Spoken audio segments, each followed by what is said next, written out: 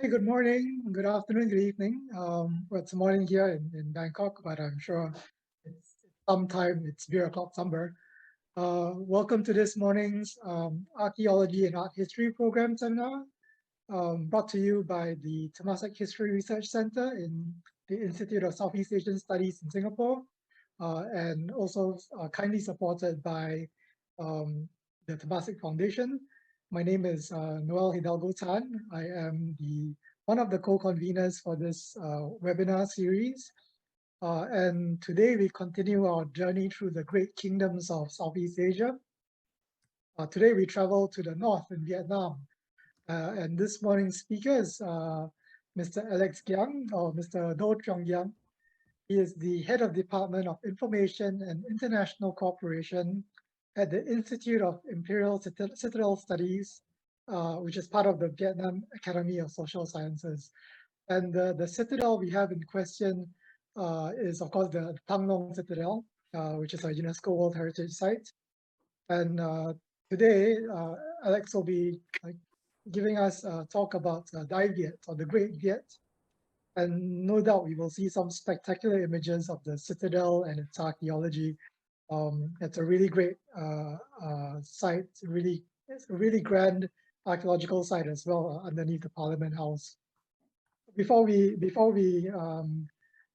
get ourselves into the talk proper, some housekeeping. The usual stuff. For technical questions, please put them in the chat box, and our team will attend to any technical questions you may have. For questions and answers. Questions for the speaker, please use the Q&A box in the Zoom panel. We tend to get a lot of questions, so I advise you to put in your questions sooner than later.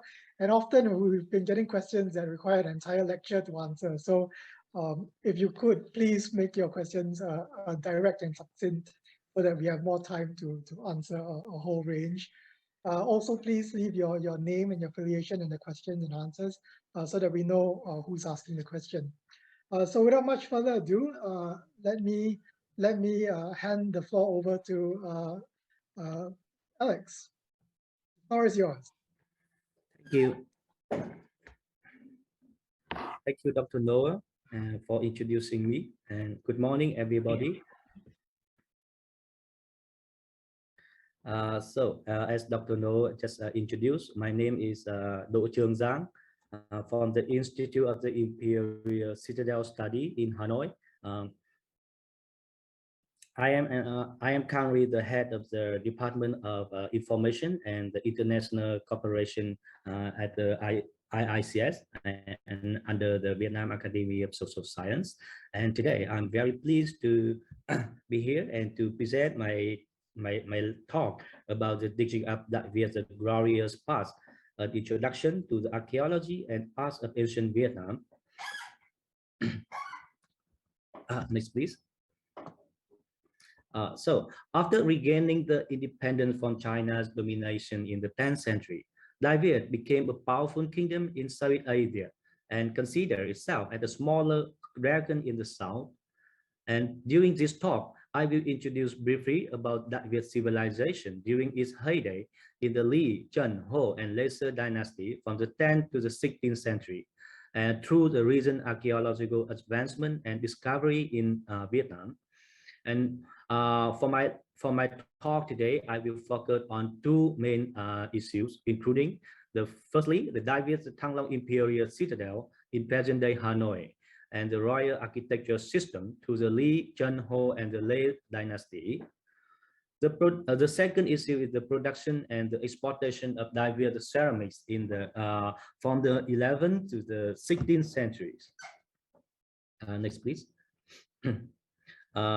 Yes, here are the two key issues that I just mentioned, including the Dai Viet, the imperial capital of Thăng Long, and the production and exportation of Dai Viet ceramic in the period from the 11th to the 16th centuries. Next, please.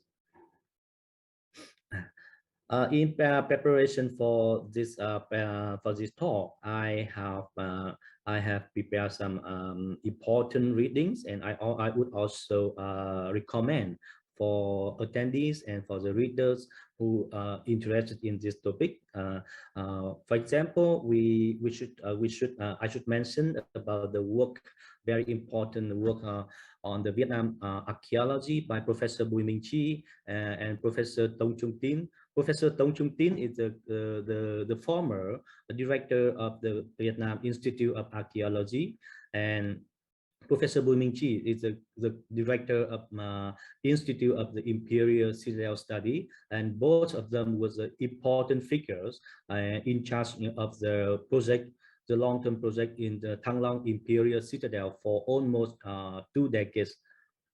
And also, we should refer to many important work by the Institute of Archaeology in Hanoi, and also the My Institute of Imperial Citadel Study also in Hanoi. Regarding to the studying of the ceramic and trade, Professor Bùi Minh Chi also contribute many important work, and many other work contributed by Dr. John Guy, John Stevenson, and many other international scholars.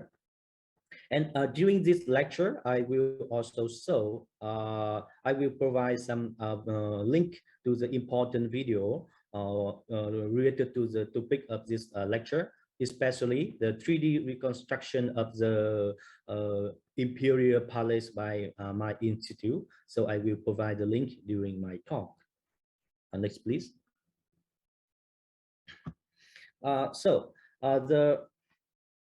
My talk especially started with the history of Vietnam from the 10th century, and Thăng Long or Hanoi, present-day Hanoi, was not the first capital of Dai Viet in the 10th century, but during the 10th century, the capital of Dai Viet was in Hoa Lư or in Ninh Bình province. It's about 90 kilometers in the south of Hanoi. You can see that the Ninh Bình province in the south, and by the 1010, the capital would relocated from Ninh Bình to Hanoi. Next, please. Here are some images of the important archaeological excavation at the Hoa Lư ancient capital in Ninh Bình province. So we can see that by the end of the 10th century, so there are many important and beautiful structural architectural elements was used in constructing the capital in Hoa Lư capital. But by the end, by beginning of the 11th century, the capital was relocated and moved to Thăng Long. Next, please. Yeah, I saw the map again about the changing location from Ninh Bình province to Hanoi or to the Thăng Long, the new capital of Dai Viet in Thăng Long or in present-day Hanoi. Next, please. Okay. The Li title, or the first king of the Li dynasty, was and he reigned from the 1009 to his death in 1028. And after his accession to the throne, Lý Công Uẩn decided to relocate the imperial capital from Hoa Lư to Đại La, and he issued a very important edict on the transfer of the capital, and in which he explained the reason why he chose a new location or the new city to be the new capital of his kingdom, and you can read the detail in this slide.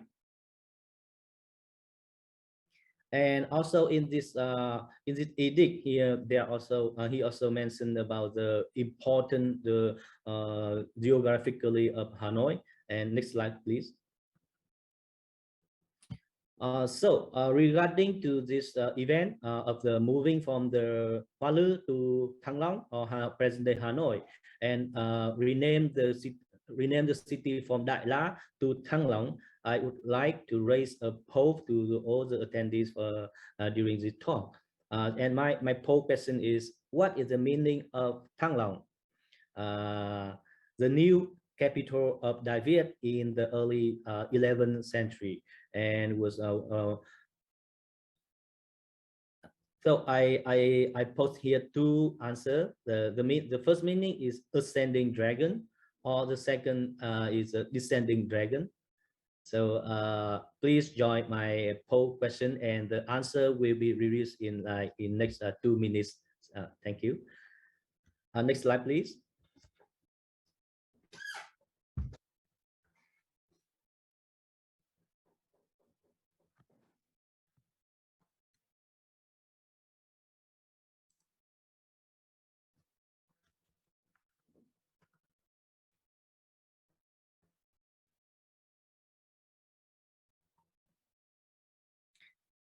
Because the long is from the Chinese character is meaning the dragon. The dragon, yes, or the long. So the name of the Thăng Long is related to the image of the dragon.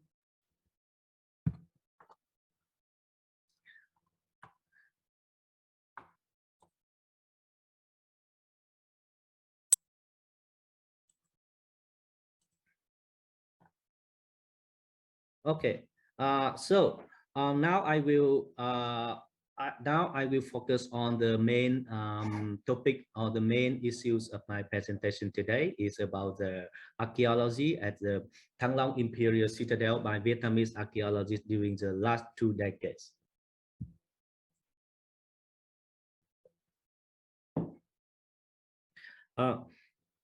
So archaeological discovery at Thăng Long Imperial Citadel in Hanoi in 2002 and 2004, and from the 2008 and 2009 by the Vietnamese archaeologists from the Institute of Archaeology and the Institute of the Imperial Citadel Study have revealed a solid architectural works, and it is clearly visible to the foundation remnants and numerous extraordinary roof tiles. The other relics of palace architecture found within the imperial citadel and the forbidden city of Thăng Long ancient capital. Next, please. This is the ancient map by the 15th century, showing the location and the structure of the outer citadel and the inner citadel, or the forbidden citadel, by the 15th century. So the Thăng Long citadel, being the largest and the most important capital, and has a 779 years history, dating from the 1010 to the 1070 to 1789, and has been ruled by 5 dynasties: the Li, the Chen, the Lê Sơ, the Mark, and the Lê Trung Hưng period dynasty. Next, please. The golden imprint of the ancient capital of Thăng Long had vanished for a long time due to the ups and downs of history, and no architectural relic remained on the ground. So the archaeologists found historical mystery regarding Thăng Long capital at the 18th Hoàng Diệu Street, Ba Đình district, and Hanoi city between 2002 and 2004. And since then, the people have gained a better understanding of the Thăng Long Imperial fortress, thanks to key archaeological findings that have provided more clear and precise information. And the discovery of the Thăng Long archaeology under the ground of Hanoi being considered as the most important archaeological discovery in the early 21st century. So I just introduce briefly about the process of relocated to Thăng Long capital, and also a brief introduction to the archaeological discovery at Thăng Long. So now I would like to discuss about the poll question. So can you assist staff? Could you show me the poll result? Yes. Okay. So here the result of the poll. So my question is, what is the meaning of Thăng Long, the former name of Hanoi? And the correct answer should be the ascending dragon.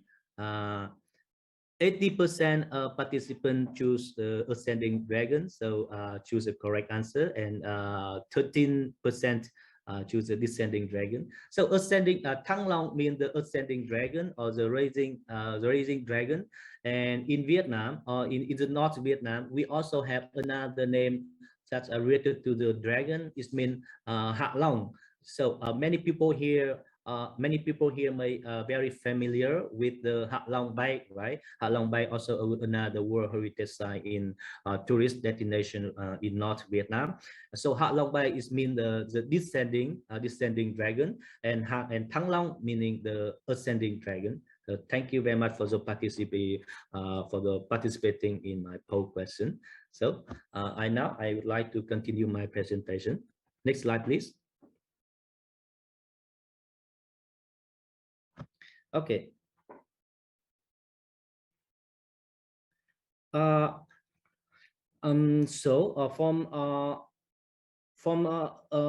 almost 2 decades, the Vietnamese archaeologists have undertaken numerous excavations in the area of the Thăng Long citadel, and mostly by the archaeologists from the Institute of Archaeology, and also by the Institute of the Imperial Citadel Study. And the excavations had yielded in many varieties of palace architecture of the Li, Chen, and Later dynasty, and also until the early from the 10th century to the 19th century. Next, please.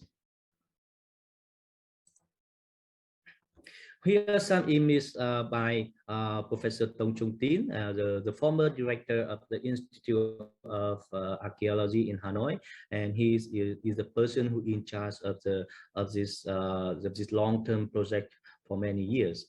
And here are some artifacts that recovered from the excavation in the early years of the 21st century. So like that of the China, Japan, and Korea, the ancient Vietnamese architecture is primary and widely known as the wooden architecture. So that's why at the side we could only find the decorative or the roof tile in the ceramic and the roof tile, and the wooden part of the building were destroyed because of the war or because of the fire and because of the damage from the later period. So we find mostly the architecture fragments like this. Next slide, please.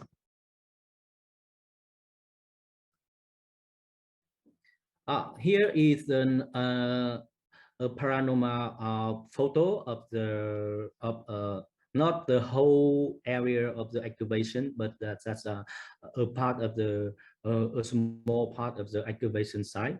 And this photo was taken by Professor Bùi Minh Chi, and this showing the archaeological excavation at the location of the current National Assembly houses during the 2008 and 2009 by Institute of the Imperial Citadel Study. And you can see that many workers are standing over there. So each worker standing and they represent for one architectural column. And based on this remnant and based on this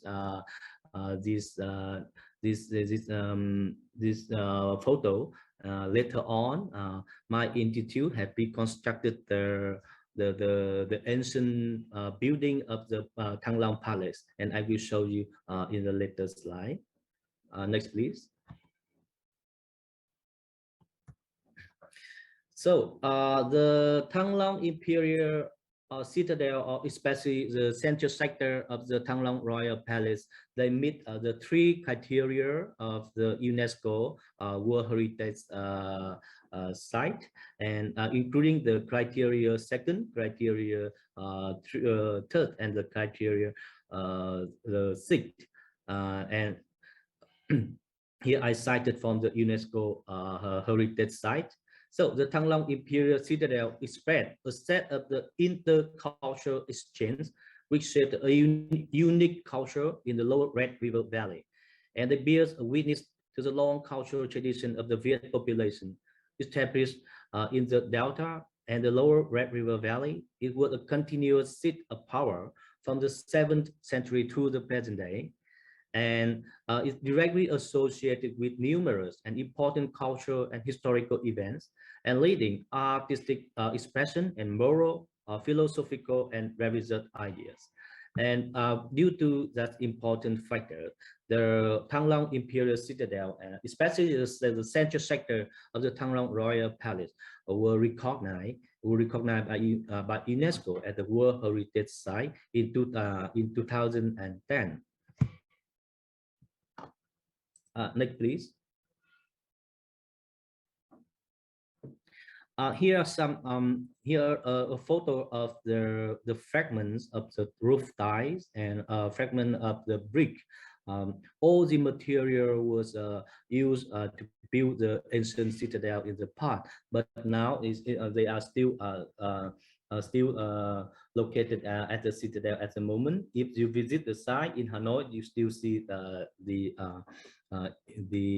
fragment or the materials. Next, please.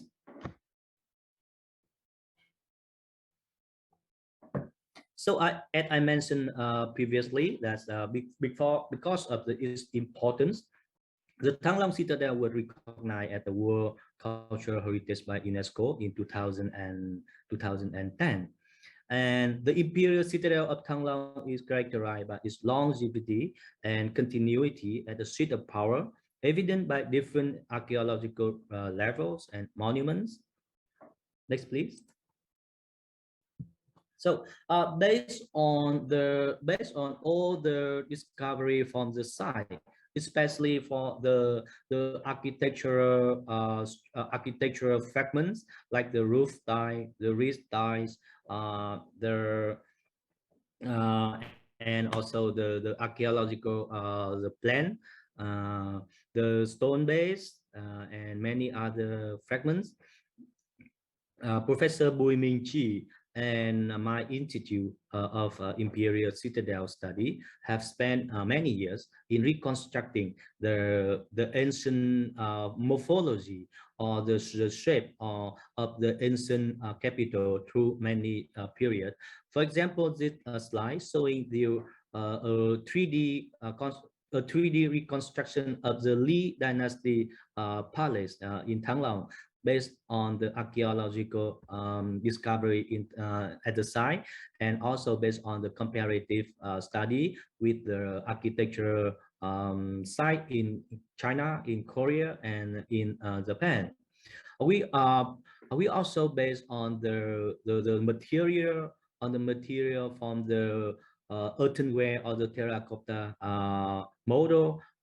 So based on that, based on many material and evidence, we reconstructed this image, the morphology of the Li Dynasty palace in Thăng Long. Next, please.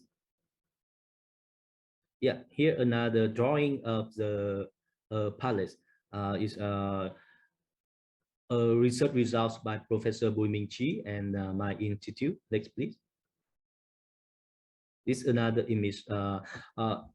During the Li Dynasty in the 11th to the 13th century, you can see that the red color was a very important, was kind of the symbolic color of the royal family.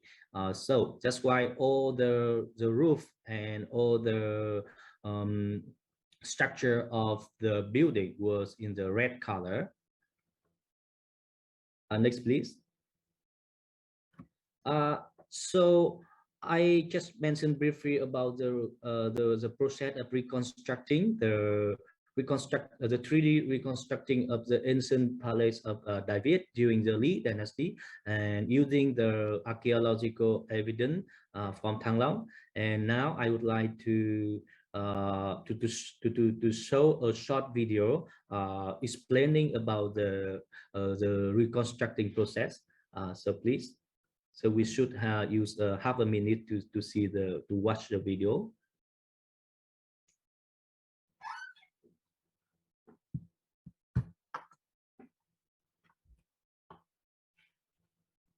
Là những hình ảnh phục dựng dựa trên những căn cứ khoa học vững chắc. Cung điện thời Lý phục dựng có 64 hạng mục nhỏ, gồm 38 hạng mục cung điện và hành lang, 26 kiến trúc.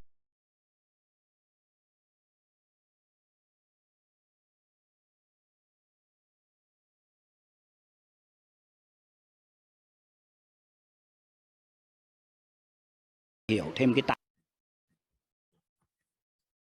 Okay.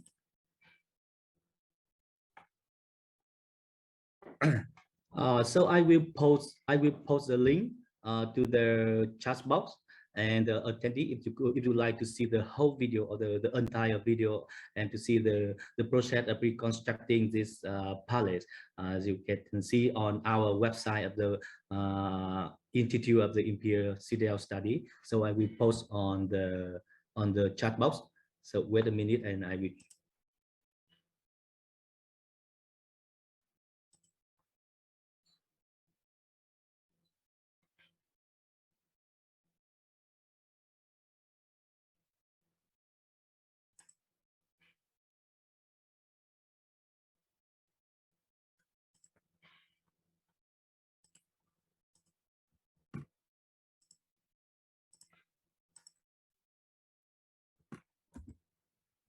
Yes. Okay, I already post the link to the chat box, so you could download the video and you could see on the laptop or on the PC. Yes. Next slide, please.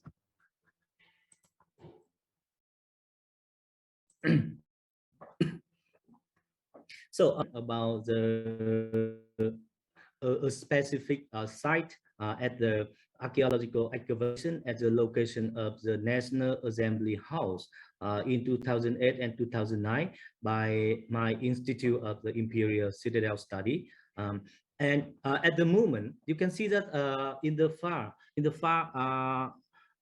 right, you could see that that was the important building in Hanoi, or the Ho Chi Minh Mausoleum building.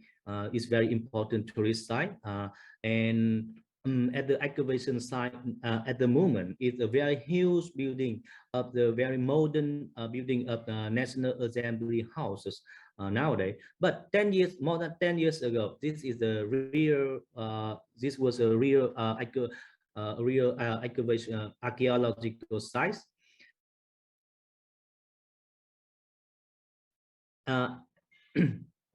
And after building the new National Assembly houses, the government of Vietnam, they provide us with a larger space for reconstructing and exhibiting the archaeological artifacts that we recover from this site. So next slide, please.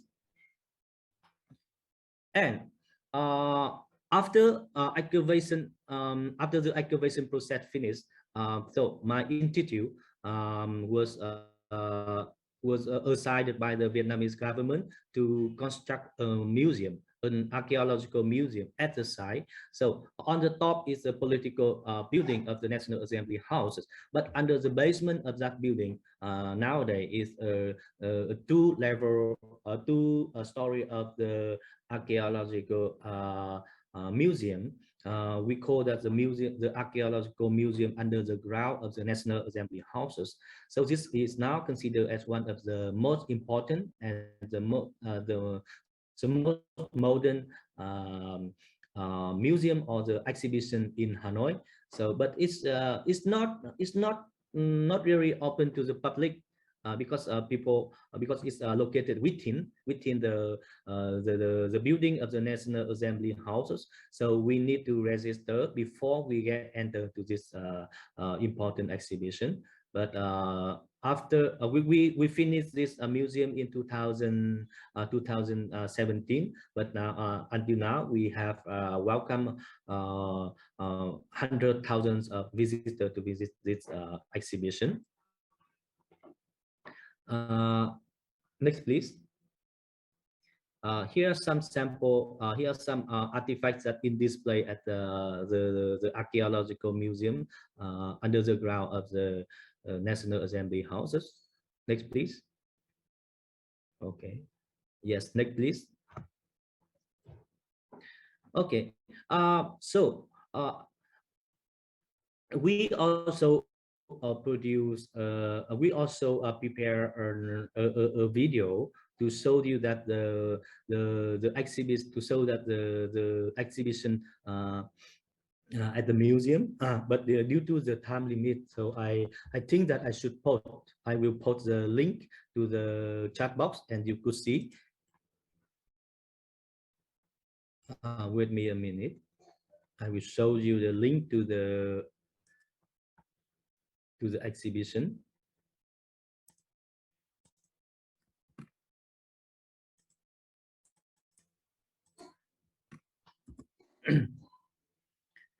Yes, so I just posted the link to the for you to discover the exhibition by yourself, and you could see that the you could see many objects that are on display at the exhibition, and you could see also many important artifacts, and also the technique and the design of the exhibition is a very different from other museums in Vietnam at the moment. Okay, next slide, please. So for the Thăng Long excavation project, and also for the archaeological museum project in Hanoi, I would like to introduce Professor Bùi Minh Chi. He is my director, the director of the Institute of the Imperial Citadel Study, and he was the director of the Thăng Long Archaeological project as well. And he has spent many decades for studying the Thăng Long citadel, and also for studying the Vietnamese ceramic. Just I will introduce in the next part of my presentation. Okay, next please.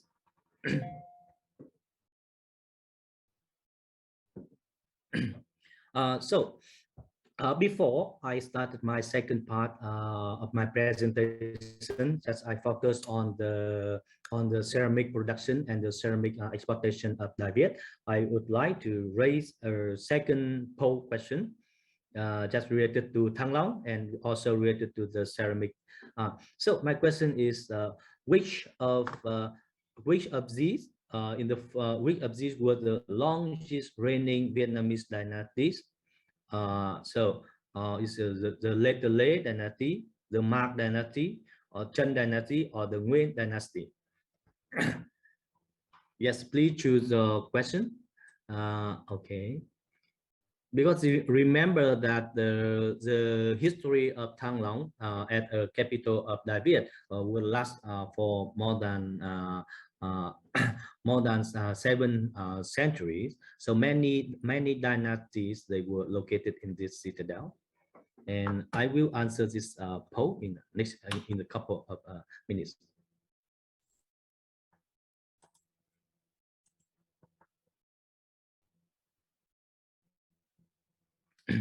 The photo on the slide is showing the current image of the Thăng Long citadel, and it's a tourist site, and it's open to public. So if you have a chance to visit Hanoi, so don't forget to visit the Thăng Long citadel in the heartland, in the heart area of Hanoi city. So next slide, please.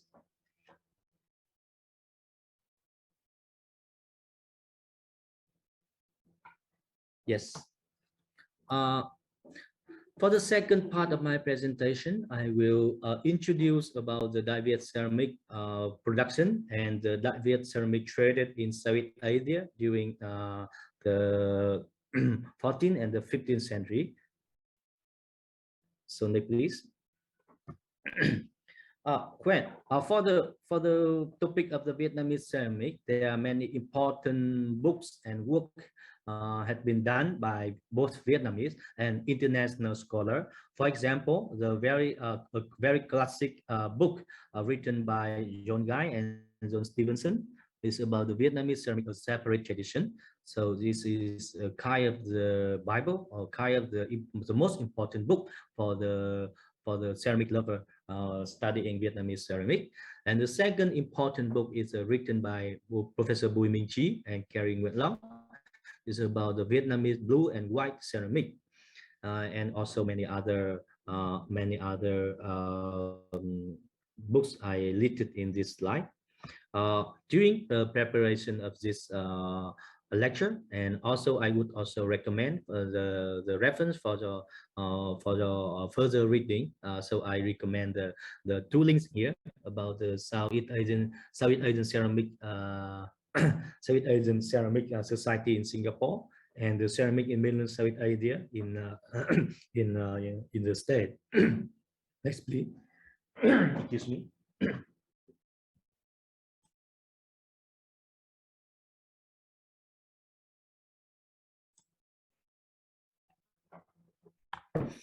This map, I was cited from Rosna Barao, and in which showing the location of the important ceramic production centers in North Vietnam during the Dai Viet period, and also in the red square here is about the phrase of the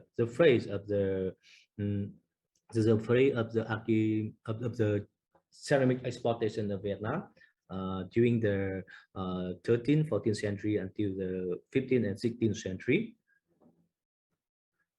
Okay, so before I proceed to the next slide, so I would like to wrap up the poll question, and I would like to see the result, please. Okay, so my question was which of the was the longest reigning Vietnamese dynasty? And okay, 38% choose the later Le, and the same number choose the later choose the Nguyen dynasty, and okay, nobody choose the Ma, and 25% choose the Chen dynasties. So my correct answer is the later Le period. So the later Le period is including the lesser period in the 15th century and the 16th century, and the Lê Trung Hưng period from the 16th century until the 18th century. So that's the later Le being the longest dynasty that reigned in Thăng Long citadel. Thank you very much for participating into the poll question. So now is my next slide, please. Here is a closer map showing the three important production center in North Vietnam. So normally when talking about Dai Viet, the ceramic production center, people are thinking about the Hải Dương or the Chu Đậu or kings in Hải Dương province in the blue circle here in Hải Dương province. And also talking about the Thiên Trường king in Nam Định province. But recently, Professor Bùi Minh Chí and researcher at my institute, because we based on the archaeological research result from the Thăng Long citadel, Professor Bùi Minh Chí proposed another important kings was in Thăng Long citadel. So the Thăng Long citadel was not only a political center, but also a major ceramic production center for Dai Viet, not only for the domestic wear, but also produce many very high-end products of ceramic for the exportation to many other part of the Southeast Asia that I will mention in the later part of my presentation. So next slide, please.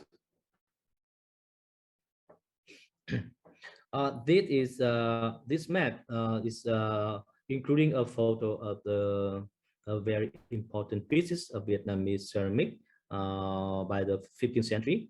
And I put the map here showing the location of Hanoi and also the expansion process of Vietnam from the 10th century to the 50s to until the 18th century, and also put the location of the ceramic production center in North Vietnam in the context of the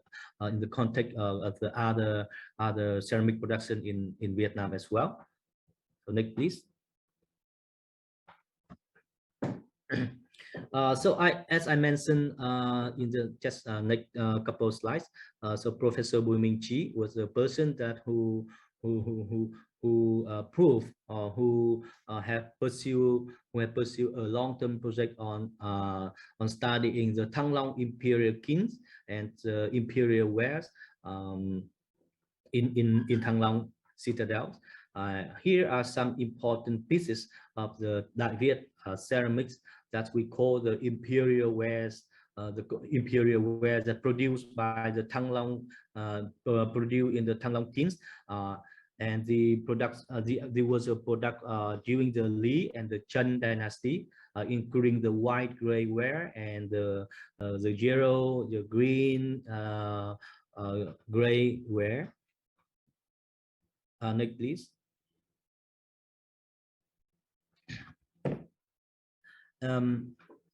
Here is another sample of the imperial products of the imperial kings in Thăng Long.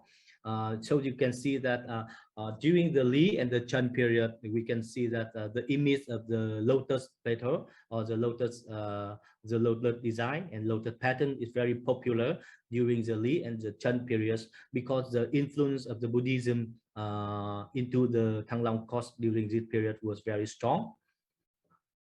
Next slide, please. We have many important clues to prove evidence to prove that Thăng Long was important kings from the Lý until the Lê dynasty.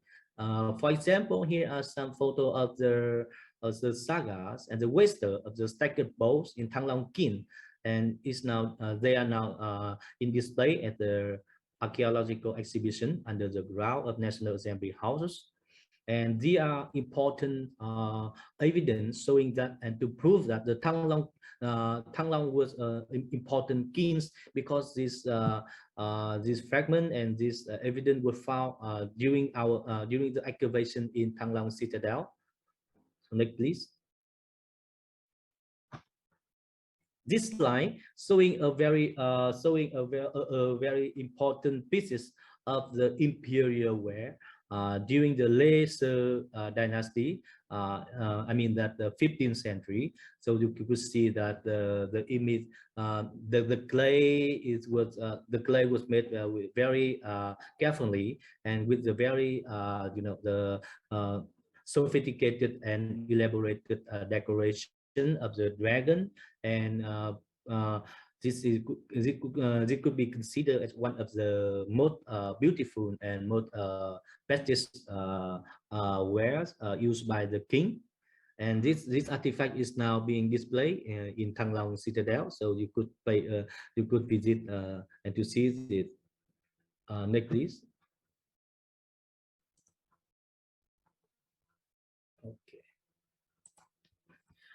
So my institute also organized an exhibition about the imperial ware in Thăng Long king, and now the exhibition is still open to the public to visit. So if you have chance, you could visit.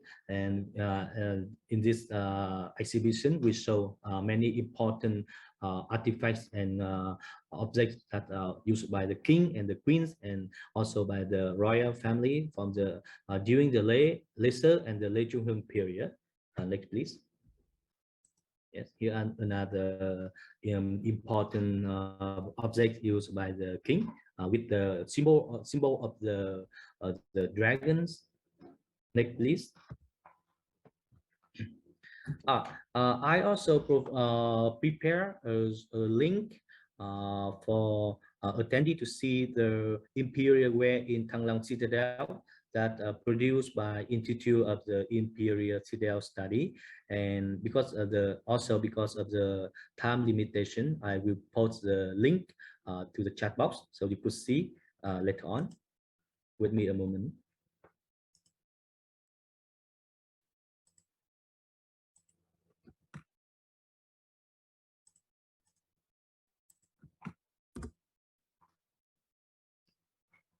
Yes, I have posted the link to the chat box. Okay. Hi, Professor Kazalin Banit. Yes, I just posted the link about the Imperial ware in Thăng Long Citadel to the chat box, so you could see.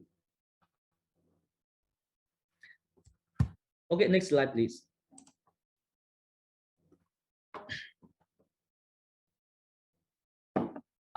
So I just talked briefly about the Thăng Long kiln based on the research result of the Professor Bùi Minh Chi and my institute of Imperial Citadel Study about the Thăng Long Imperial kilns in Thăng Long site. But we should also pay attention to another kilns apart from Thăng Long and Chu Dau kiln. We call that the Thiên Chương kilns in Nam Định province. The two upper photo in this slide are the product that were made in the Thiên Chương kiln in Nam Định province in the south of Hanoi, or in the purple circle in the map. And the two pieces was a product of the Thiên Chương kilns made in Nam Định province during the 13th or the 14th century. And it's very interesting that at the Asian Civilization Museum in Singapore, there are also important projects in the bottom right here, and under its bottom there are also the character mentioning the name of the Thiên Chương. As far as I remember that under the bottom of this object was the Thiên Chương Khẩu, or the Thiên Chương pot, I think. So it could be that could be an important suggestion to think that the product, the important Celadon in display at the ASEAN in Singapore, was a product from the Thiên Chương kilns in Nam Định province by the 14th century. Next slide, please. And here are some a close look at the product of the Thiên Chương kilns. They are Celadon ware by the 14th century with the Chinese character in the bottom. Next, please. And here a collection of the Vietnamese ceramic being displayed at the Asian Civilization Museum in Singapore, and the object in the center is the object that with the Thiên Chương character in the bottom. Next, please.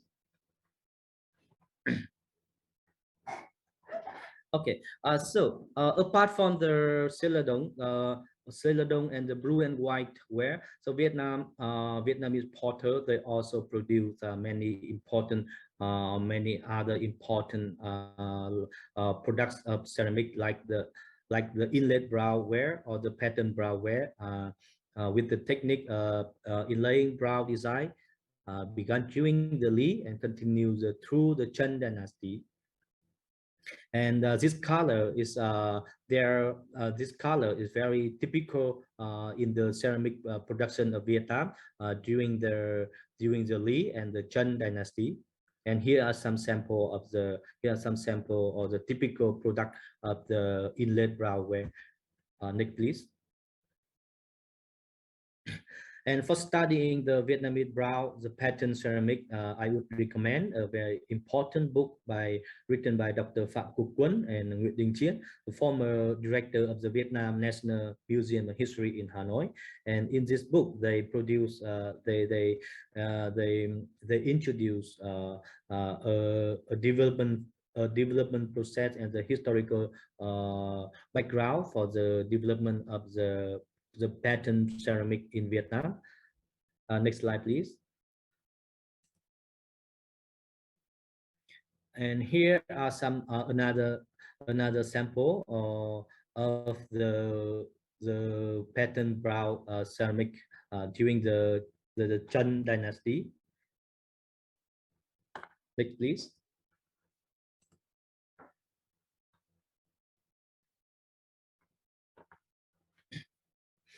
So Vietnamese ceramic also have the monochrome wares or the brown gray ware during the Lý and Tran dynasty, and the shape, the color, and the designs are also similar to the other line of the grays.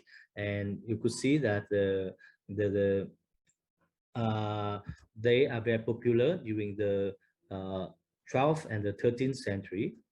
Next, please. And here another line of the gray is the green celadon and the white monochrome ware during the Lý and the Tran dynasty.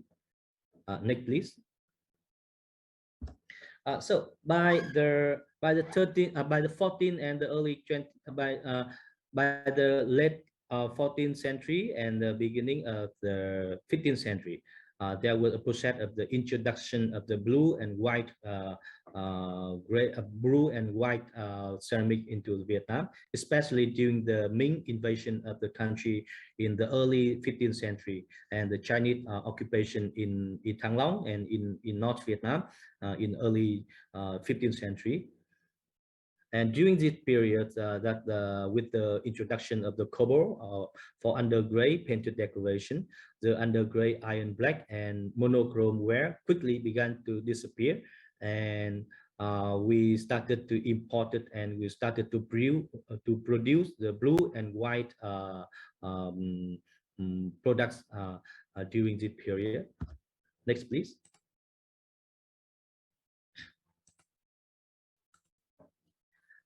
Here are some sample of the Vietnamese blue and white that is now being displayed at the Asian Civilization Museum in Singapore.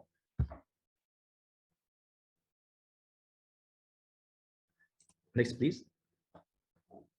So by the 15th and the 16th century, during the Ming gap in the 15th century, the later period from the mid 15th century to the beginning of 16th century, being considered as the golden age of Vietnamese blue and white ceramic. And the Vietnamese wares were traded from Vietnam to many other parts of Southeast Asia. For example, you could see the photo in this slide. It's a very beautiful bottle, a white bottle, and it's now being displayed at the Museum of Asian Art in the University of Malaya. In Malaysia. I had a chance to visit this collection in 2018, and they in Malaysia they also have a very important collection of Vietnamese blue and white with some objects that even we haven't seen a similar one in Vietnam. So next, please.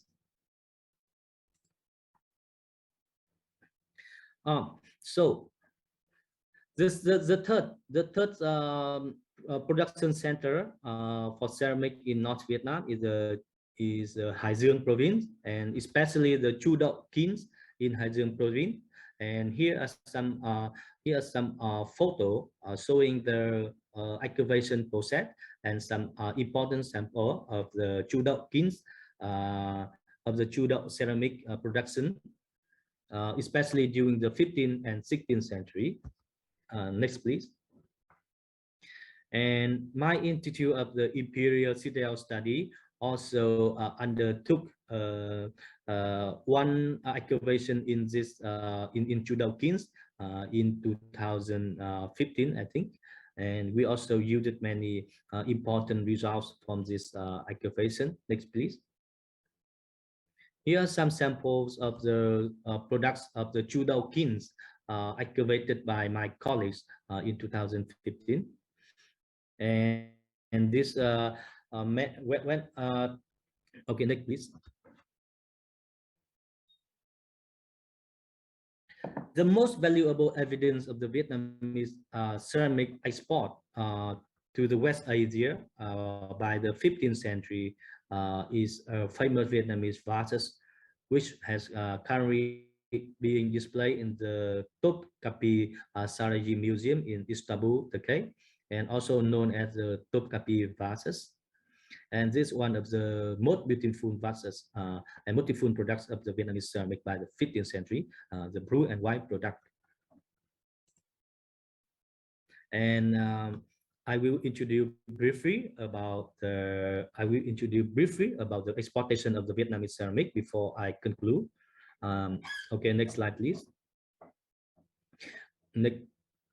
Okay, so the exportation of Vietnamese ceramic is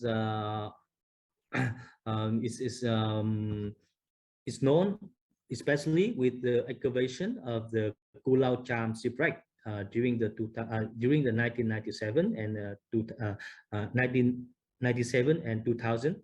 The excavation of the Cù Lao Chàm shipwreck sank off the coast of Quang Nam in Vietnam, which had recovered more than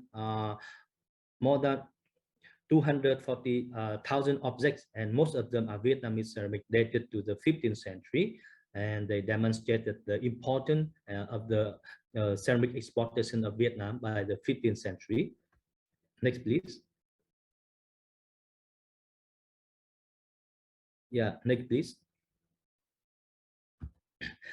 This map showing the location of the Vietnamese ceramics that was exported to and was excavated and found in many important sites in Southeast Asia, including in Philippines, in Brunei, in Indonesia, in Malaysia as well. So in this map showing 37 sites in Southeast Asia that found the Vietnamese ceramics. And okay. Yes, next, please. For example, this is a product of Vietnamese ceramic in the in Indonesia. And next slide, also showing the evidence of the Vietnamese ceramic found in Indonesia. Next, please. Okay, next, please. Next, please. Okay, so why is the ceramic important? Because the ceramic was important not only for Dai Viet, but for the many other countries as well, because ceramic were considered as the practice goods, and they were considered as the diplomatic gifts from Dai Viet from the Thăng Long royal court, that they sent the diplomatic gift to other kingdoms in Southeast Asia. And also the kingdom in Southeast Asia, they also imported the ceramic from Dai Viet, from Vietnam, for the daily needs and for the use in the tomb or in the grave. And they also being important products for the trade and the revenue for the local goods. Next, please. So now, because the time limitation, I come to my conclusion of the presentation today. So the Thăng Long Imperial citadel was built in the 11th century by the Lý dynasty, and marking the independence of the Dai Viet. And the Imperial citadel of Thăng Long is characterized by its longevity and continuity as a seat of power for almost 13 centuries without interruption, and evidenced by different archaeological levels and monuments. And this conclusion I quoted from the UNESCO. The archaeological discoveries made by Vietnamese archaeologists in the last 20 years, particularly by experts from the Institute of Imperial Citadel Study and Institute of Archaeology in Hanoi, have resurrected the glorious part of Thăng Long Imperial Citadel, Vietnam's long-standing symbol of power. And Dai Viet had gradually expanded its geographical territory to the south, expanded its foreign relations with other countries, and affirmed its position as an independent and powerful country in Southeast Asia. From its political center in Thăng Long, the larger-scale export of ceramics not only demonstrate the high level of development of Dai Viet ceramic production technology, but also demonstrates Thăng Long's core vision and ambition to expand its influence and establish diplomatic relations with many different kingdoms in Southeast Asia and Asia. So thank you very much.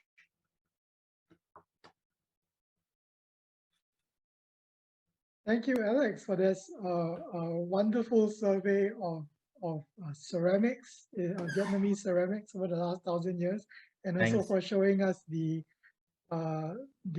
wonderful Thăng Long citadel. I liked it how early on in the slides, Alex said that this is the excavation of a small part of the citadel site, and it's stretching as far as the eye can see. And literally, it is a small part. I was really fortunate enough a few years ago to visit the National Assembly building, and it's like 2 basements of archaeological museum that's really worth visiting if you have the chance. And so I hope those of us at home have the chance to visit the site in the future. There's been a couple of questions about the links that you've posted, and we are finding a way to package them for everyone to refer to in a later time. And so we'll please feel free to contact Alex or us for specific links. And we are working on creating a booklet or a website to have all this information up there, because we have had a lot of interesting resources put out here as a result of these talks. So without much further ado, let me get to some of the questions and answers, the questions that we have. The first questions are from Lam Dang, who is asking about, and is there a commonly agreed English terminology for these roof elements, rather than saying these things in the corner? I believe the architectural term is finial, but finials can refer to anything on the top of the roof or in the corners of the roof, so they're not very specific as well. But he's looking for a specific name for the thing in the corner that looks like Hindu sculptures. I don't know if you have a word for that. Actually, yeah, at the top corner, we have that's the image of the dragon. So it's you could see that it's some similarity with the makara or the snake in Thai or in Cambodia culture. So during the previous centuries, so there are many similarity, and I think that is an influence from the we are now still in discussion about this issue, but we can see that similarity or I mean that the influences from the Champa culture from the south of Vietnam during that period, and also they also combine with the Chinese cultural element, so that the Li and the Chen dynasty, they constructed a very separated tradition of their own. And that they share some similarity, but also many differences in constructing the palatial architecture. All right. Okay. So moving to the next question. Next couple of questions from Professor Catherine Burnett from UC Davis. Yep. Her questions are the objects that you showed of the Thăng Long Imperial kiln. Are those cup stands? And the ones with the, let me see, I think they are from slide 36. Slide. Are those cup stands, and the ones with the lotus motif, are they for Buddhist monks, or are they for just everyday lay practitioner Buddhists? Which slide, please? 36 and 37, I think. 36. 36.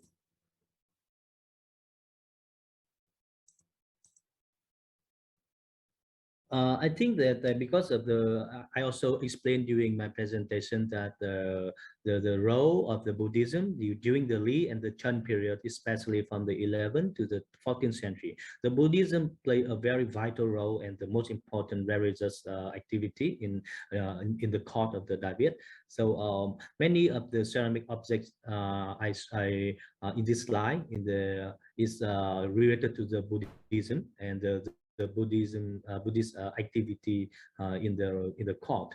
We also we have published several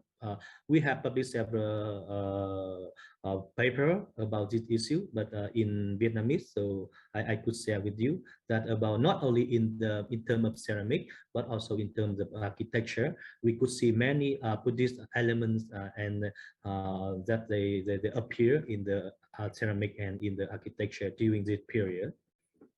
So do we know that they were used by Buddhist monks, or were they used by lay people? By a royal family and okay. So they were royal family and the Buddhist monk, Buddhist monk within the citadel. Yep. All right. Here's a question from Atasit from the Southeast Asian Ceramics Museum. Yeah. He asks if there is have you found any kiln structures within the Thăng Long kiln site? Yeah, that is important question. We have found many evidence of the fragment of the product within the site. I mean that the saga, I mean the gray or the kiln firing tools using for the firing within the kilns, and we also find some very there's a stack. I mean that's a stack, the stacking ring and many firing tools. And a lot of saga, especially a lot of saga, is within the citadel, and we also have a very small traces of the kilns, not the whole kiln, but the small traces of the kiln in the not within the citadel, but in the very close to the border with the citadel, also in Hanoi. But the whole, I mean that in the totality is not yet. So that's a question waiting to be answered, I suppose. Yes, yes. Hopefully you can find it soon. Here's one from Professor Nam Kim from Wisconsin Medicine. Thank you for the lecture. I have two questions. Did any of the investigations at Thăng Long involve remote sensing methods? Mm-hmm.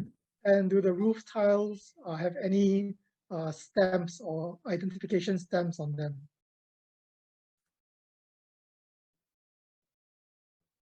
Second question, please. Do the tiles and bricks have any identification stamps on them? Okay. Okay.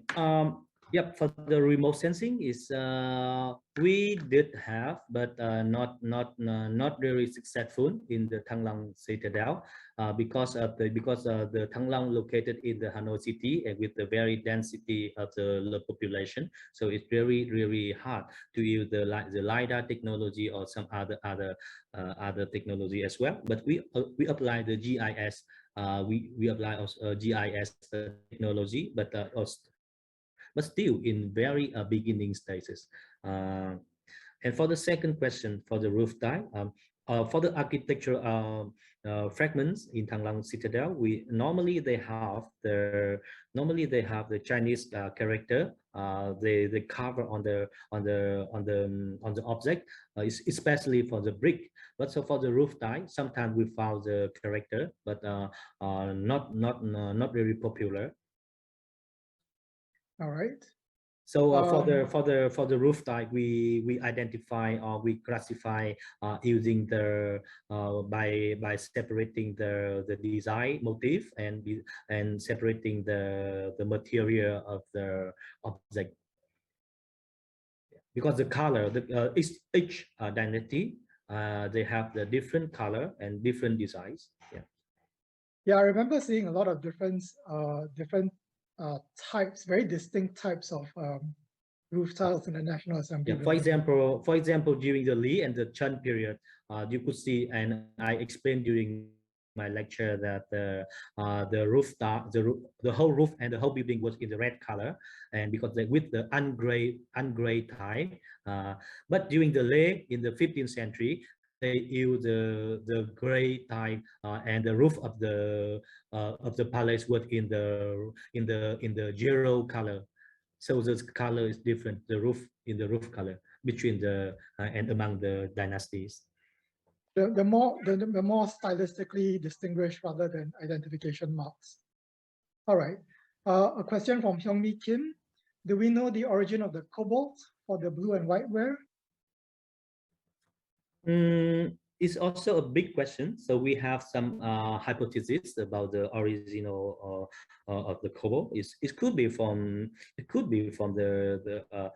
because it's a result of the exchange and international trade exchange between Dai Viet and other part of the world, with China, with the Islamic trader, and also with the because at the moment we are now cooperate with Chinese archaeologists and Chinese ceramic expert, and we also see some important clue that there are some connection between the king in North Vietnam with the king in the Yunnan in the southwest of China.